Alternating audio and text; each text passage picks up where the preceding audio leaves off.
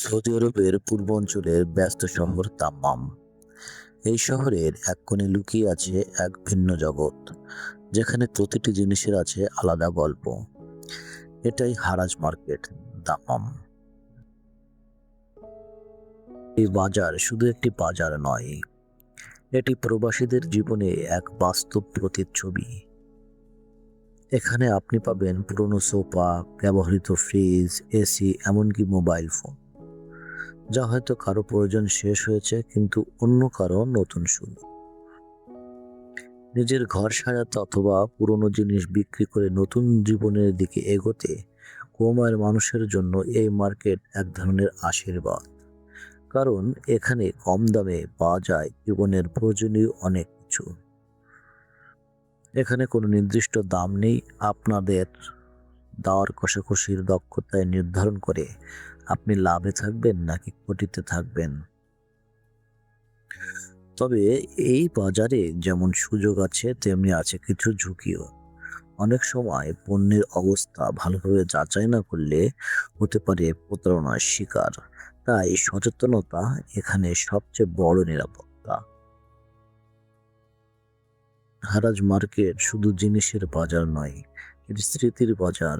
একজনের পুরনো স্মৃতি অন্যজনের নতুন স্বপ্ন হয়ে ওঠে এখানে।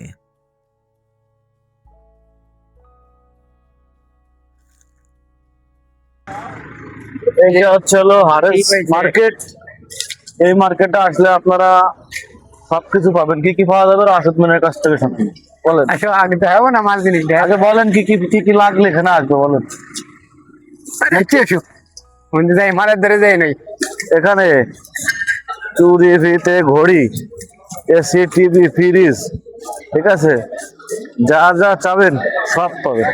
রাশেদ মিনে বলছে একমাত্র বউবাদে সব পাওয়া যায়। আপনি যদি চান সেটাও পাওয়া যায়, টাকা হলে, কিন্তু আমরা সব কিনবো না। এই হারাজ মার্কেটে আসলে সবকিছু অনেক সস্তা দামে পাবেন, কিন্তু দামাদামি করে কিনতে হবে, নাহলে ঠকবেন। এবং অবশ্যই চেক করে কিনতে হবে। শুধু দর্শক মন্ডলী, সবার মতো আমরা গিয়েছিলাম একটি এসি কিনতে। প্রচণ্ড দর দামাদামি করে তারপরে আমরা একটি এসি কিনতে সফল হই, এবং এসি কেনার পরে রাশেদ মিনের একটু সমস্যা হয়েছে।